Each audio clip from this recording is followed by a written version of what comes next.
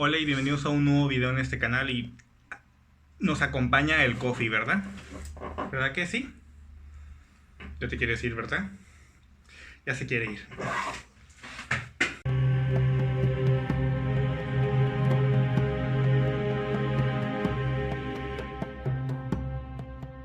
El día de hoy vamos a hablar de las arquitecturas y la cultura del Pacífico noroeste del continente americano. Esta área es extremadamente accidentada, con altas montañas que se elevan abruptamente desde las orillas de las ensenadas que se ubican en las costas. Esta área costera está lleno de bosques de coníferas de varios tipos. Tenemos mucha variedad de pinos y de árboles que son únicos de este lugar. Con la glaciación y el hecho de que el mar de Bering se congeló, hubo un estrecho que unía Norteamérica y Asia, por lo que mucha gente de origen asiático cruzó este estrecho y empezó a poblar el continente americano. Esta gente se llaman los paleoindios y están muy emparentados con los asiáticos y son los ancestros de todos los indígenas de América.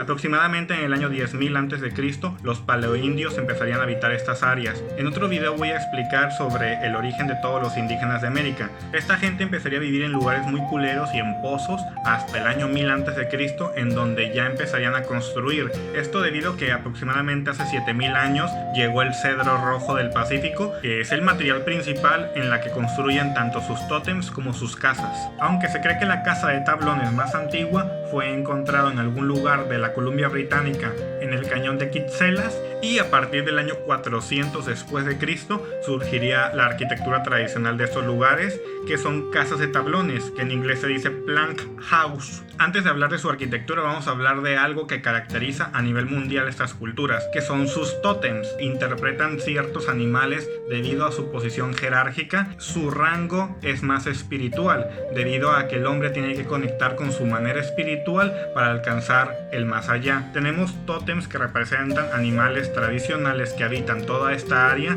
como el cuervo, la ballena, el castor, el pulpo, la rana, el águila, el pelícano, el oso, el lobo, la orca, el salmón, la ardilla, el colibrí, gaviotas, conejos, zorros, patos, halcones, nutrias, perros, focas, bagres, chimpancés, serpientes, búhos, caribús. Estos animales han habitado siempre este lugar desde que el humano llegó, por lo que son animales sagrados debido a que pertenecen a este lugar. También en sus tótems tenemos imágenes del sol, de la luna y de las mismas personas que habitan este lugar con su vestimenta tradicional. Y yo también tengo un tótem.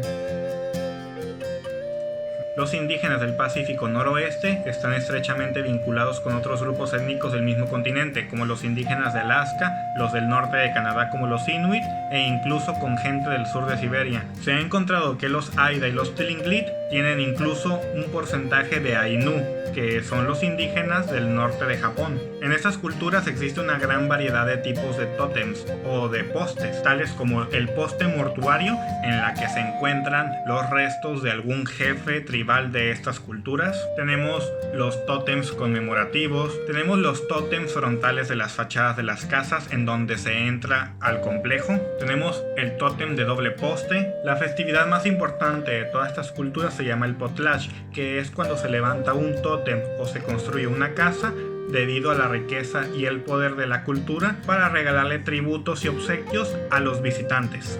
Las canoas de esta área son una forma sofisticada y un símbolo de identidad y de cultura, que reflejan las necesidades locales de comercializar por vía marina, porque ya les había dicho de que en este lugar es muy difícil transitar por tierra debido a que es una área muy montañosa que a la vez está fragmentado en muchas islas, por lo que comerciar desde tierra es mucho más difícil, por lo que estas culturas se han adaptado para su comercio entre canoas y entre barcos para un desplazamiento más sencillo y un comercio más fructuoso. Casi todos los habitantes tienen un amplio dominio sobre las canoas y sobre la navegación. Los pueblos tradicionales de toda la región costera, tanto del norte como del centro, se construían una al lado de la otra, o sea, en una hilera frente al mar. La primera cultura que vamos a analizar es la que se ubica más al norte, con las dos culturas insignias de este video, la Haida y la Tlingit. En esta área cultural también encontramos otro tipo de etnias, como los Eyak, los Tagish, los Helsuik, los Simishan, los Taxtlán, los Nisga, los Nixan, los Haisla, entre otras etnias que también se ubican en esta área. Las casas de tabloides de los Tlingit generalmente son rectangulares con un techo a dos aguas de poca pendiente En la construcción se usan 2 vigas, con 4 postes en la casa principal. Los Tlingit desarrollaron su propio método único para lograr las pendientes en sus techos al coronar 2 vigas principales con una superestructura que a su vez soporta 2 vigas más pequeñas. Este mástil se interrumpe para permitir que el orificio del humo se abra sobre el pozo de fuego central. Los Tlingit se caracterizan por realmente pintar y adornar las fachadas de sus edificios. Originalmente los Haida y los Simi-Shan construían casas muy parecidas a los Tlingit. Los palacios de los Haida se distinguían de las casas porque no se les pintaba en la fachada. En cambio, los adornos y las crestas en la copa de los edificios se adornaban labrando la madera en toda la extensión del edificio.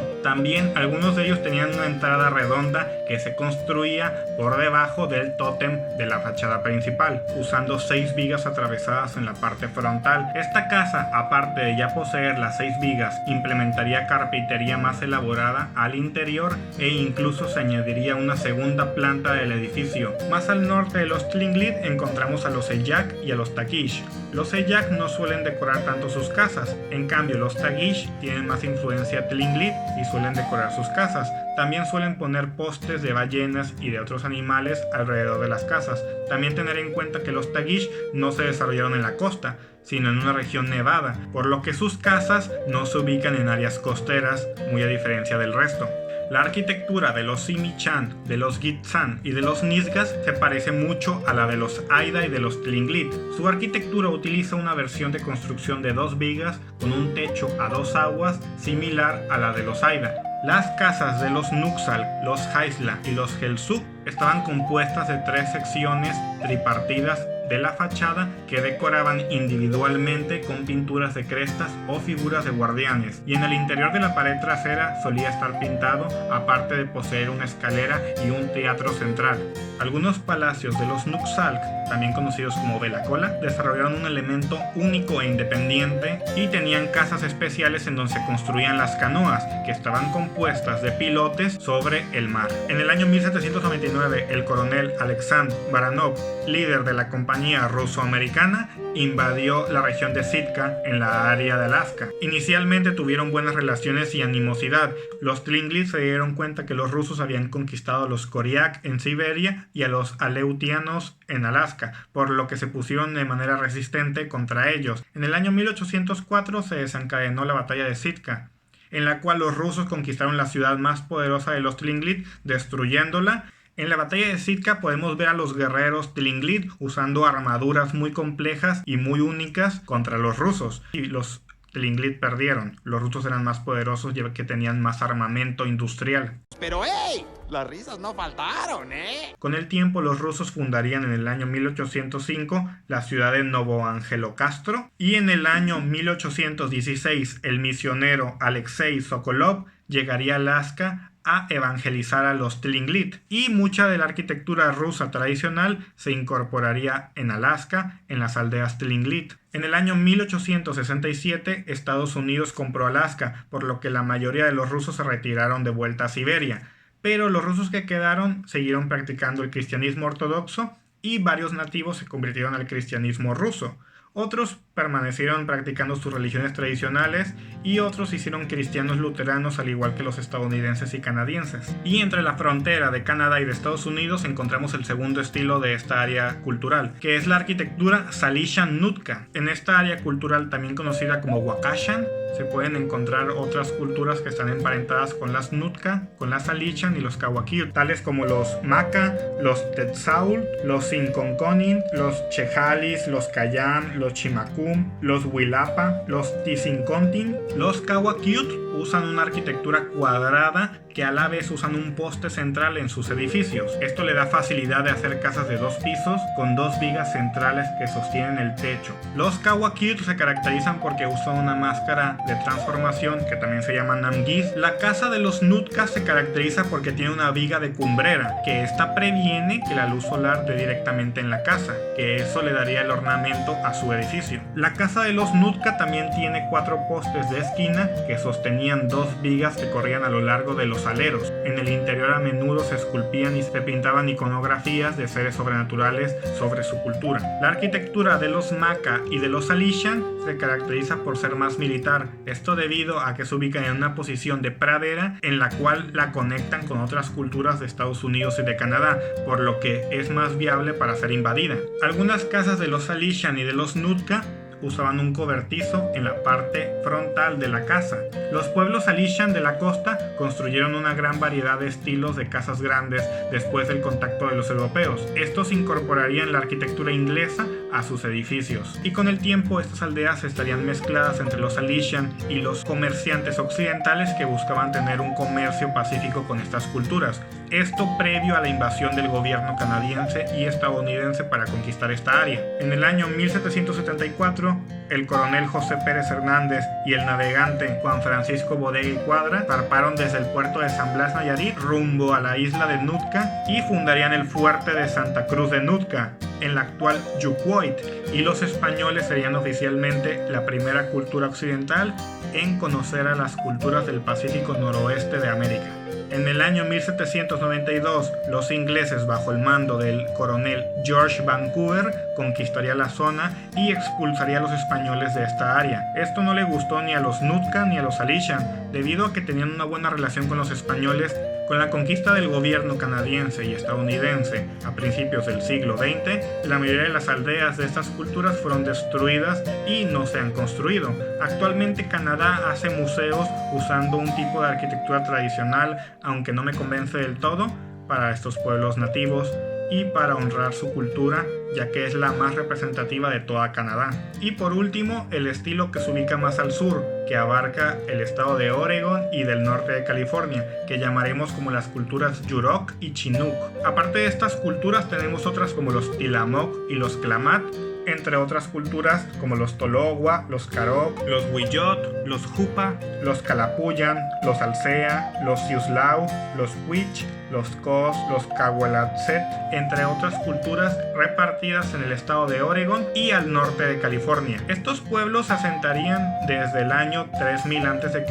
en esta área, pero su cultura se desarrollaría en el lado del río Klamath a partir del siglo XIV después de Cristo. Aquí desarrollarían una arquitectura muy similar a los pueblos que están en el norte, solo que el clima aquí, al ser templado, muy a diferencia de las culturas que están más al norte, que tienen bosque de coníferas. Esta área también es montañosa, solo que sus montañas no son tan grandes y sí son transitables, por lo que esta cultura tendría influencias de otras partes de Estados Unidos. La arquitectura tradicional de estos pueblos se llama el cachapotle. Los catlapotles también están hechos de casa de tabloides, solo que su arquitectura es a base del árbol de la secuoya y del abeto. Las casas están hechas de troncos partidos que sostienen el marco de las casas. Los cachapotles de los Yurok usaban ventanas circulares en la parte de la cornisa del edificio. Con el tiempo, muchos españoles se establecieron en la área de California, fundando ranchos. Esta gente en un futuro se les conocería como californios, que habitaron primero Estados Unidos antes de que los gringos la invadieran. La verdad, México jamás le importó los territorios que estaban en California. Nunca les puso atención, por lo que los perdió, debido a que los californios querían ser independientes o querían regresar a ser parte del Imperio Español. Pero esto fue aprovechado por Estados Unidos, que en futuros videos, cuando hable de California, de Arizona y de estas culturas, explicaré. Los californios vivían en sus haciendas y en sus ranchos, mientras que los indígenas del río Klamath vivían en sus comunidades. Todos convivían en paz. Con el tiempo llegaron los comerciantes de orígenes ingleses y alemanes, bajo el mando de John Jacob Astor. En el año 1811 fundó el fuerte Astoria, en la cual muchos comerciantes, tanto ingleses como alemanes, se asentarían en la región a convivir en paz con los pueblos indígenas. Esta convivencia en paz entre occidentales e indígenas se vio abruptamente interrumpida en el año 1850 por la fiebre del oro, en la cual el gobierno de Estados Unidos permitió que los habitantes de la área oriental del país, que se iba expandiendo hacia la área occidental, conquistara y destruyera a todas las comunidades, ya sean de hispanos, de otros ingleses que se habían asentado y de indígenas, para destruir y aprovechar sus recursos. Eso se llamó la fiebre del oro y lo explicaré en otro video en el futuro.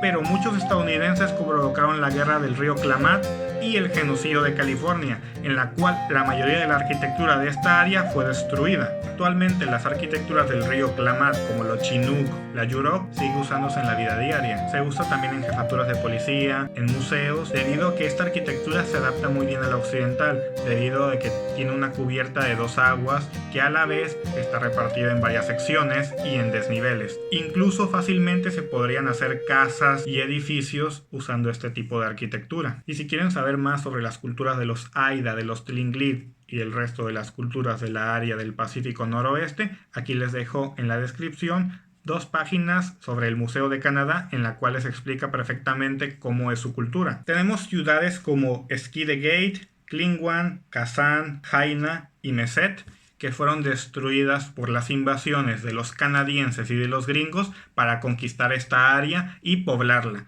por lo que la mayoría de las aldeas fueron destruidas. Afortunadamente, la mayoría de las casas de los Haida, de los Tlingit y del resto, porque algunas casas sobrevivieron y tenían maquetas o réplicas en miniatura de cómo lucían sus casas, al menos en el exterior. Por eso sabemos cómo reconstruir esta arquitectura. Lo que se debe de hacer es usar este estilo arquitectónico en todas las ciudades y en los pueblos de esta área de Canadá, de Alaska, de Oregon y del estado de Washington en Estados Unidos. ¿Por qué? Porque exactamente es la representación cultural, étnica y geográfica de cómo se deben de construir las casas. No ciudades asquerosas y hediondas como lo son Portland, Seattle y Vancouver, que tienen arquitectura hedionda hecha por arquitectos ignorantes que no comprenden ni dominan el verdadero uso de la arquitectura. Si tú piensas que esta arquitectura es simple y pobre, pues eres un idiota. ¿Sabes por qué? Porque esta arquitectura se puede perfectamente adaptar a nuestra época.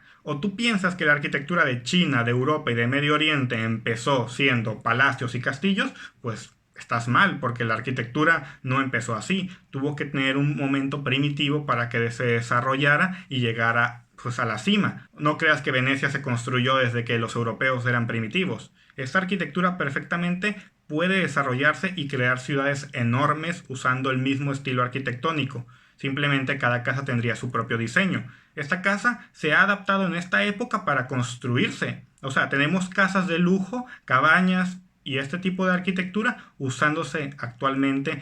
Lo malo que solo se usa en regiones pues rurales, pero perfectamente se puede usar en regiones urbanas. Y esos son los 3 estilos arquitectónicos de esta área cultural. Aquí les voy a dejar el mapa para que las ubiquen, como siempre, ¿no? Y ese es el video de hoy, espero que te haya gustado. Dale like, suscríbete y nos vemos en el siguiente video. Adiós.